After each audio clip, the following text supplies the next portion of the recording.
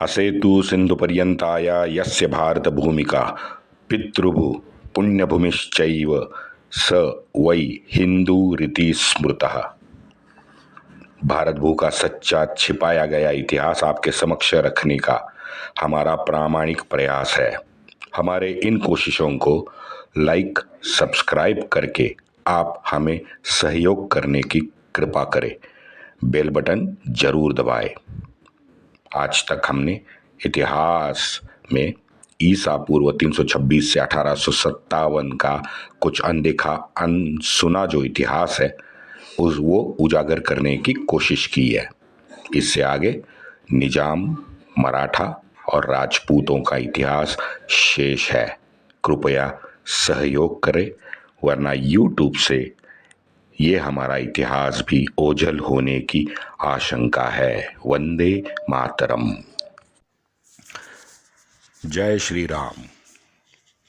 कल के मोरबी के घटनाओं से मैं बड़ा आहत हूँ मित्रों। बड़ा दुख हुआ सुन के कि 135 लोगों ने जल समाधि ले ली। बहुत बहुत ज़्यादा दुखद घटना है ये।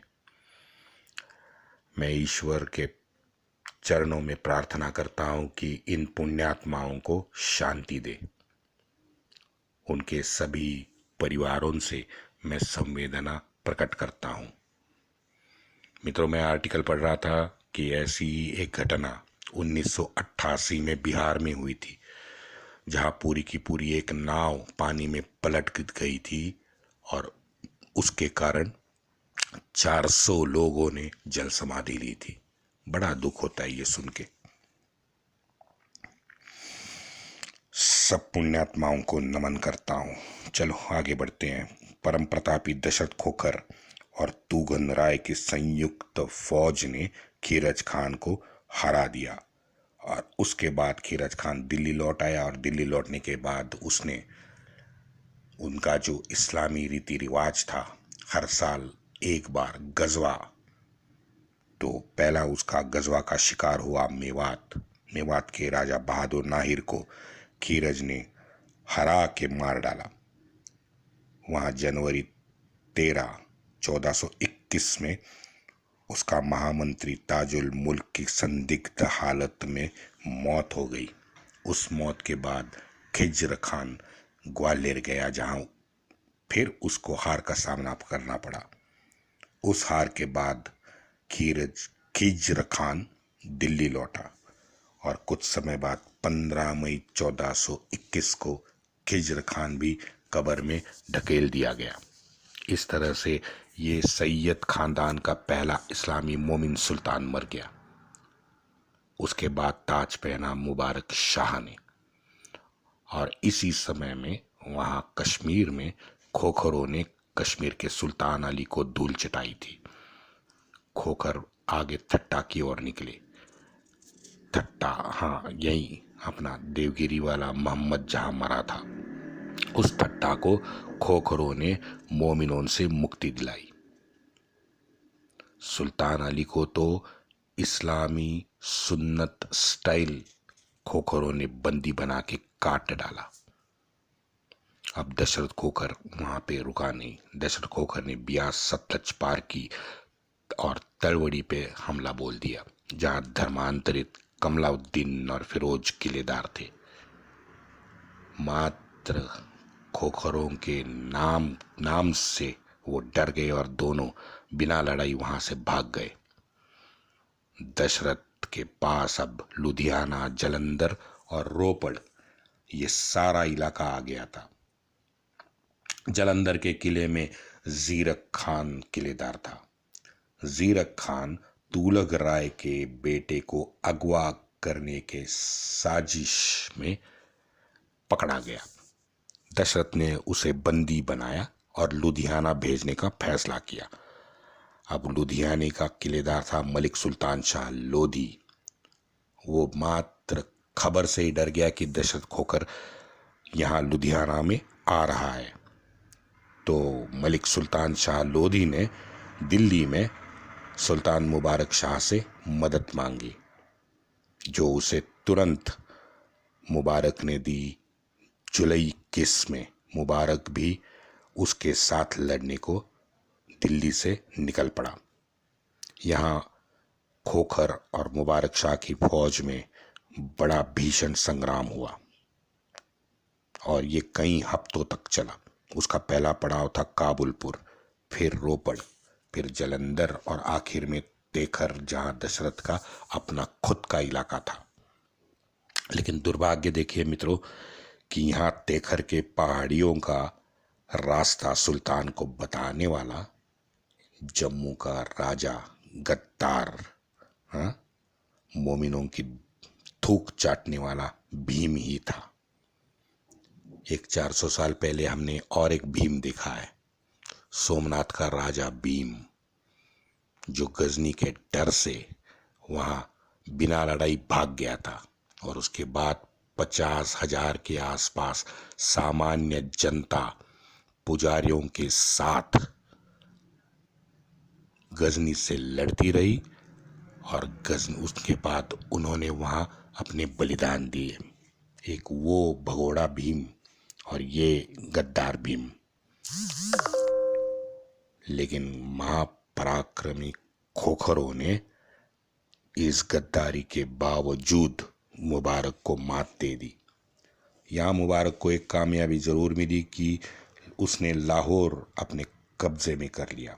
अब इस घटना को एक राज दरबारी याह्या बिन अहमद सरहिंदी कैसे लिखता है देखते हैं। सरहिंदी लिखता है, जब दिसंबर 1421 में सुल्तान लाहौर में पहुंचे तो वहां सिर्फ अपशकुनी उल्लू का निवास उन्होंने पाया। पूरा लाहौर शहर बर्बाद हो गया था। सुल्तान ने वहां 1 महीना रहकर किला और शहर के द्वार ठीक करवाए। और ये अपना मुगल नशेड़ी जहांगीर, ये अपने जहांगीरनामा में क्या लिखता है, मेरे पिताजी ने उस किले में प्रवेश किया जिस किले को उन्होंने बांधा था। तो इसका सीधा मतलब हो गया कि लाहौर में शायद 2 किले हैं, है ना। एक किला जो मुबारक शाह ने मरम्मत करवाया था और एक किला इसके बाप ने बनवाया था। कितना झूठ बोलते हैं यार ये लोग। अब ये भी हमें नहीं बताते कि लाहौर असल में लवपुर था और कसूरी कुश था, जो भगवान श्री राम के 2 पुत्र थे उनके नाम पे ये था। ये भी हमें नहीं बताते। और आप देखिए कि लाहौर का किला और दिल्ली का लाल किला ये बिल्कुल एक समान है। ये दोनों हमारी संस्कृति और वास्तुशिल्प के शानदार नमूने हैं। ये ऐसे ही कुशल कारागिरी से बनाए गए किले आपको काबुल, गजनी, पेशावर, रावलपिंडी और कई जगह मिलेंगे। हाँ, ये बात सही है कि 1000 सालों में इसमें से 90% तो अभी ध्वस्त हो गए हैं, लेकिन अवशेष बाकी हैं। आप उनका 3D मॉडल बना सकते हैं तो आपको ये लगेगा कि ये सब सिमिलर हैं। आप जरा वो अटक, बनारस, मानकोट, कोट कछवा और उमरकोट का इतिहास खंगालिए। गारंटी है कि हमारे कारीगरों के खून के छींटे आज भी आपको वहां पड़े मिलेंगे। तो हमारे परम प्रतापी दशरथ खोखर ने अब मुबारक की ओर रुख कर लिया। लाहौर के किले में 35 दिन तक मुबारक को जकड़ के रखा। जो कोई मोमिन किले के बाहर आ गए उनको सीधा काट डाला गया। और ये अपना जम्मू का गद्दार राजा भीम ने दशरथ को कमजोर करने के लिए कलनौर पे हमला बोल दिया। लेकिन महापराक्रमी खोखर फौज ने वहां भीम को परास्त किया। लेकिन इस गड़बड़ी के बीच में सुल्तान वहां दिल्ली भागने में कामयाब हो गया। तो शायद यही प्लान था इन दोनों का, भीम और ये मुबारक का, कि आप कलनौर पे हमला कर दो तो यहाँ पे थोड़ा सा वो कमज़ोर हो जाएगा तो मैं तुरंत यहाँ से भाग जाऊंगा। और इस हार के बाद में मुबारक पूरा कंगाल हो गया था। तो मुबारक निकल पड़ा डकैती के लिए, अपना वार्षिक अभियान चालू किया। गजवा, गजवा यानी डकैती और धर्मांतरण। बस सरहिंदी लिखता है कि 1423 में सुल्तान ने गंगा पार की और राठौड़ पे हमला बोल दिया। सभी को बहुत लूटा और कत्ले आम किया। यहाँ जम्मू में गद्दार भीम को उसी के आदमियों ने काट डाला और सारी जम्मू की फौज जो थी ये यहाँ दशरथ खोखर से जा मिली। तो दशरथ खोखर और पावरफुल बन गया। इस पूरी जाहिल इस्लामी अंधकार में समय में एक ही वो रोशनी की किरण हमें दिखती है, महान महाप्रतापी दशरथ खोखर। ये इस्लामी चूहा सुल्तान मुबारक दिल्ली में जा छुपा और खबर आई कि बक्कड़ और सिविस्तान के अली शाह ने बगावत की। वहां अल्प खान ग्वालियर की ओर बढ़ गया और यहाँ ग्वालियर का सुल्तान दोतरफा हमले से पूरा घबरा गया। मुबारक से मदद मांगी तो मुबारक फिर दिल्ली से निकल पड़ा उसकी मदद के लिए। और मुबारक बस बयाना तक पहुंचने ही वाला था तो उसे खबर मिली कि बयाना में औलाद खान के लड़के ने औलाद खान का कत्ल करके पूरा किला खाली करवाया है। अब इसी किले में मुबारक अपनी फौज के साथ रुकने वाला था, लेकिन ये खबर सुनते ही मुबारक ने बयाना जाने का इरादा बदल दिया और सीधा ग्वालियर की तरफ मुड़ गया। अब इस तरह से ग्वालियर को अल्प खान और मुबारक ये दोनों ने बर्बाद किया। याया सरहिंदी लिखता है कि सुल्तान चंबल में थोड़ी देर रुका, वहां उसने हिंदुओं से जीजिया और कृषि कर वसूला। डकैत ने लूट मचाई और जबरदस्ती पैसा वसूल लिया।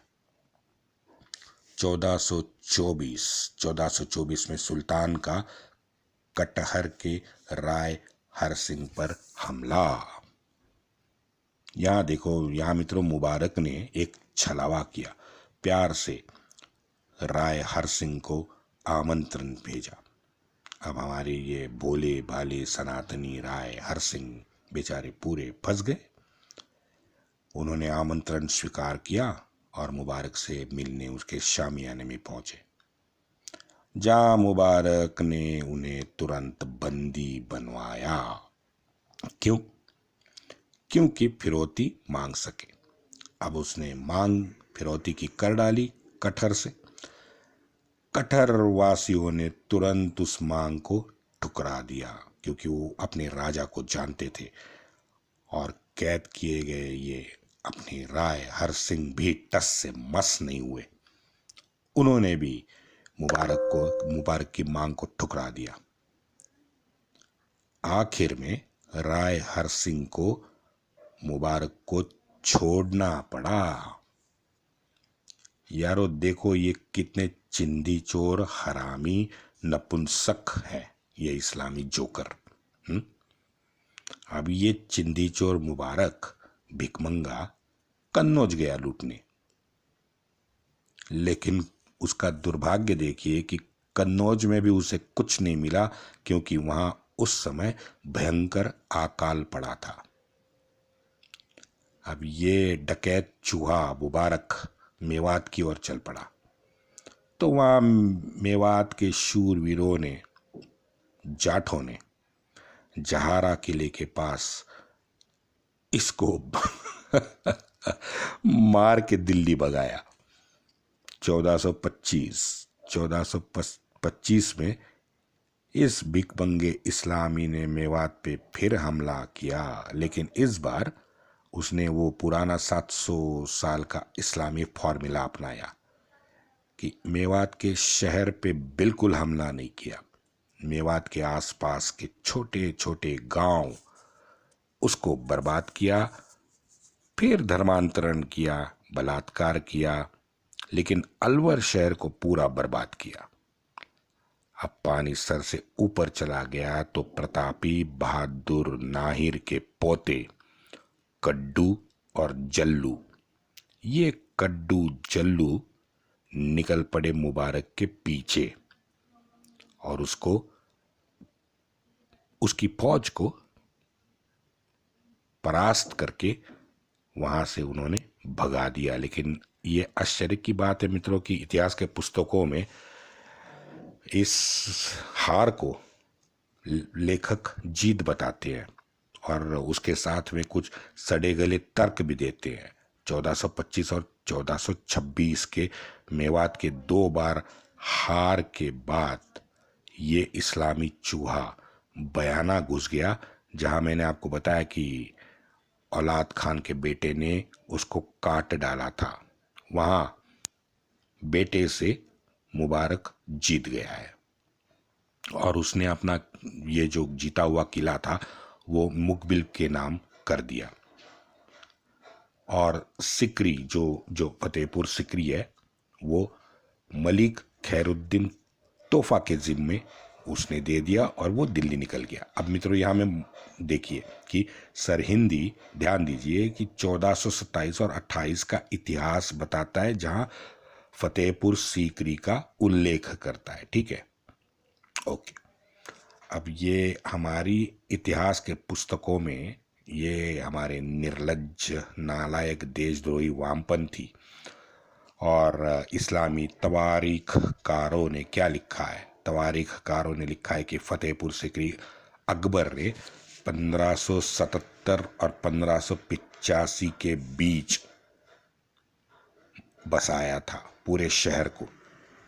तो भाई ये 1427-28 वाला फतेहपुर सीकरी कौन सा है कि जो 100-150 साल में गायब हो गया, जो अकबर को नया फतेहपुर सीकरी बसाना पड़ा।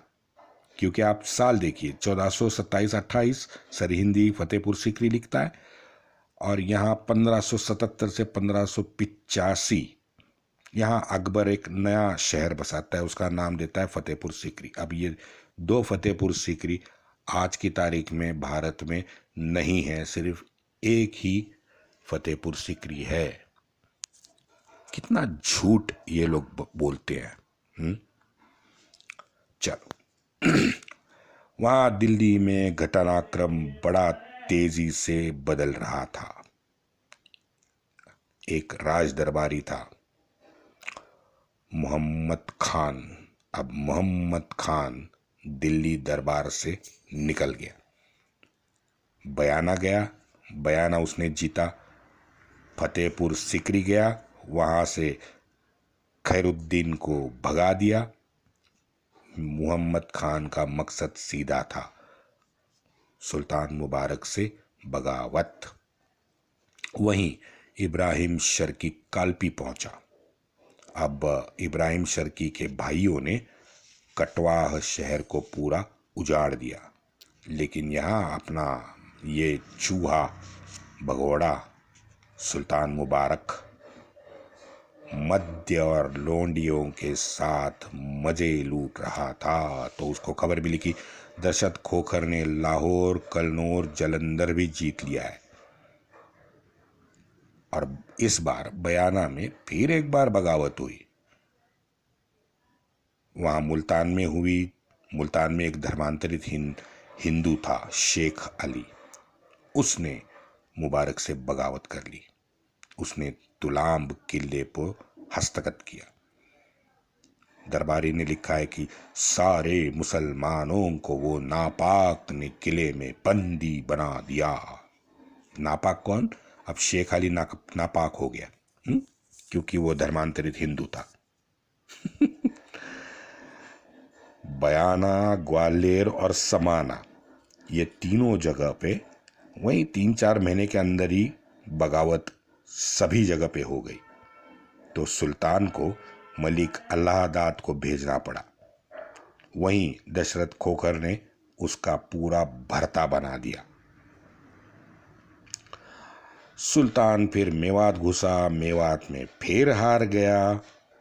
तो उसकी फौज ने ग्वालियर और इटावा पे हमला बोला, लेकिन यहाँ पे उसकी फौज ने बड़ी तबाही मचाई और पश्चिमी भाग में अपने मन से जो हिंदू था, जो धर्मांतरित हो गया था, वो शेख अली वहां पे नहीं रुका। एक के बाद एक मोमिनों को परास्त करने लगा। मलिक यूसुफ और मलिक इस्माइल जो लाहौर के किलेदार थे, वो बिना लड़े मात्र शेख अली के नाम से ही भाग गए। यहाँ याया सरहिंदी लिखता है कि शेख अली इस्लाम का सबसे बड़ा दुश्मन है, जो मन से अभी भी बुत परस्त काफिर है। जनवरी 19, 1434 जुम्मे का दिन था। जुम्मे के दिन मुबारक नमाज अदा करने के लिए मस्जिद गया तो मीरान सद्र नाम के सरदार ने चुपके से मुबारक के अंगरक्षक वहां से हटा दिए।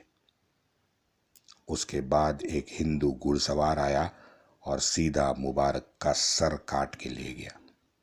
इस तरह से 13 साल 3 महीने मुबारक सुल्तान सत्ता में रहा, जहां 90% उसने हार का सामना देखा है। इस भगोड़े मुबारक शाह के मरने के बाद खिज्र खान का पोता सुल्तान बना। नाम था मोहम्मद शाह। वंदे मातरम।